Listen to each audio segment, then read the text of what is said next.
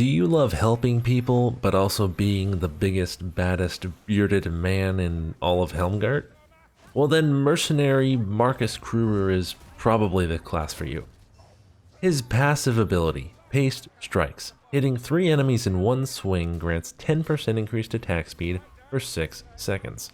His career skill, Morale Boost, Marcus grants nearby allies 25 temporary health and staggers nearby enemies.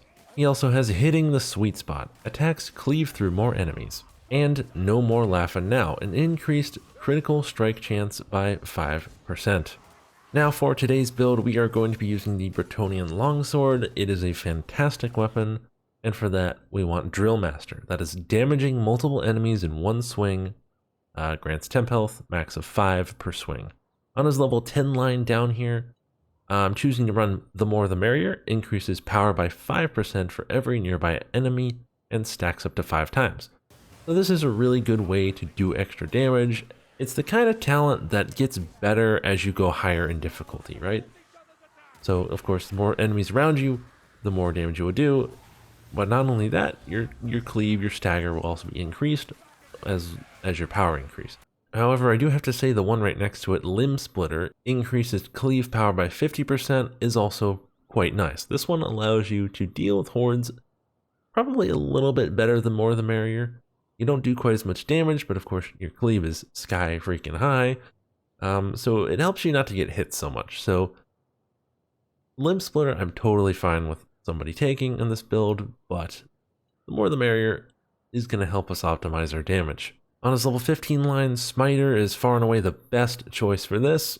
Smiter lets you do 20% extra damage on the first hit to an enemy. It also allows you to do bonus damage to a monster when they're not staggered, which is pretty much the entire time a monster is existing. You know, they're not really staggered ever.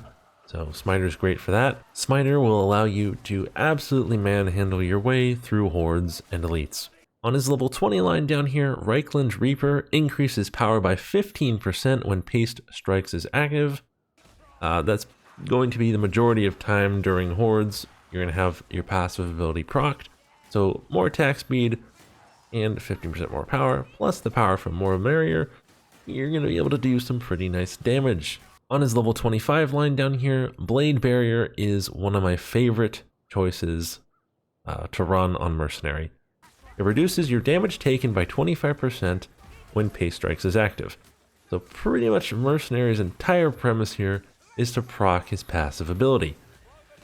He gets his attack speed that way, he gets his bonus power that way, he gets his damage reduction that way. It's just a really effective way for him to fight. And 25% damage reduction is nothing to sneeze at. That's really, really good, and you're going to have that up a lot of the time. On his level 30 line, I'm running the ult Ready for Action. It reduces the cooldown of Morale Boost by 20%. Now you might look at his ults down here and say, hey, well there's Walk It Off, this gives damage reduction too. And it's true, it does, but you know, while this is a very good talent, you're not going to be able to use it as often as Ready for Action. So the thinking here is like more temp health is better than less temp health with damage reduction, correct? I would tend to think so. And then you also have On Your Feet mates over here. Morale Boost also revives knockdown allies. Personally, I like to run this talent on my bots from time to time, as it can save me, or save my other bots of course, from certain death. But this ult is generally not good to run in like a quick play type scenario, because mercenaries who run this ult, they tend to save it and not use it. So that way, you know, yeah, you have it ready when somebody goes down, which can be nice, but nobody's getting any temp health that way if you're holding it. So Ready for Action, what it does, you're giving people the most amount of temp health possible, as you can use this ult the minute it's ready, over and over and over throughout the whole map. This way, you're doing as much as you can to prevent somebody from going down. And that's why I really like this ult. For the equipment, as I mentioned before, I'm running the Bretonnian Longsword. On it, I'm running 10% Power vs Chaos, 30% block cost reduction, and Opportunist. Opportunist is absolutely fantastic on the Bretonnian Longsword. It increases the push strength by 50% when used against an attacking enemy.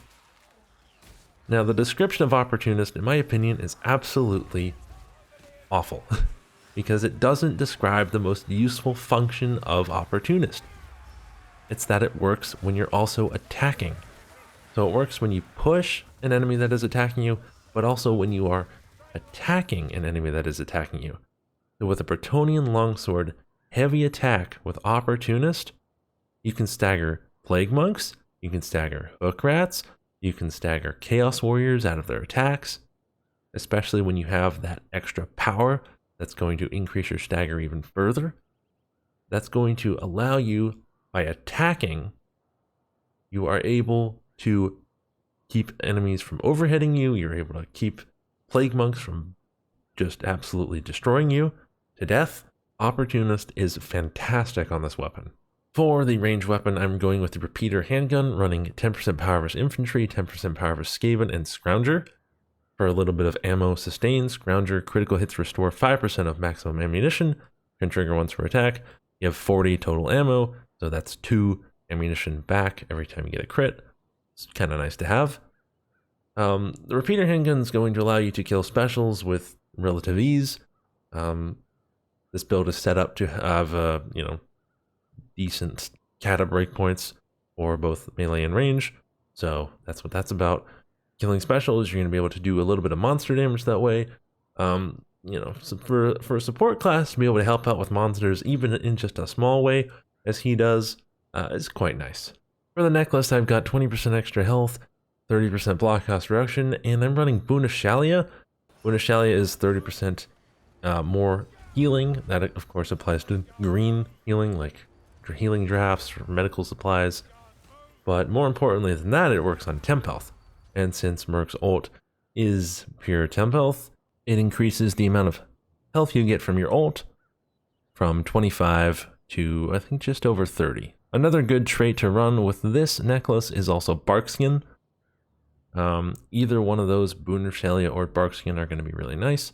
Barkskin is further damage reduction upon your blade barrier here. They stack multiplicatively, so sorry, not additive, but you're still going to be getting a large amount of damage reduction when you need it the most. I find Mercenary to be very hard to kill, or to die with, I guess you could say, with either of these traits, so take your pick. You want more temp health or you want damage reduction? It's up to you. And then rounding out our breakpoints here is the Charm, 10% power versus Armored and 10% power versus Skaven. It's going to help tremendously with the melee heavy attacks. It's going to allow you to hit some breakpoints for headshots, and then for the ranged weapon as well. So running that, absolutely good in every way. For the traits here, I like Proxy, which spreads the potion to your closest ally. So if you have a purple, you can drink that, you get your ults for a little bit, and then, like, say you're next to a witch hunter or something, they get their ults for a little bit. It's pretty simple. Concoction's also a good one. His ult time with this setup, this cooldown reduction, is going to be about a minute. So Concoction's going to give you your ult back along with speed and strength boosts, which is quite nice, I think. So either one of those would be a good fit. And on the Trinket here, this 10% additional cooldown reduction is quite important, as that stacks, of course, with your ult. So a total of 30% cooldown reduction is really good for a class trying to use its ult as often as possible. 5% crit chance, because why not? And Grenadier, because I like Grenadier, but Shrapnel is also very good. Now, if you're, of course, going for books, lose the crit chance, go for the curse resistance, definitely keep the cooldown reduction, because you will have just about a minute of an ult left, which is not very long. So that's the build, guys. If you like this video, feel free to subscribe to this channel, like the video physically with the thumbs up, leave a comment if you want. Let me know if you run something like this, if you like Mercenary at all, what ult you prefer down here, because it's kind of a often debated thing I hear. That's it for me though, guys. I also have a Discord. Link is in the description down below. Feel free to join that. We have almost 1,100 people in there. Been growing quite quickly lately. Till next time, guys.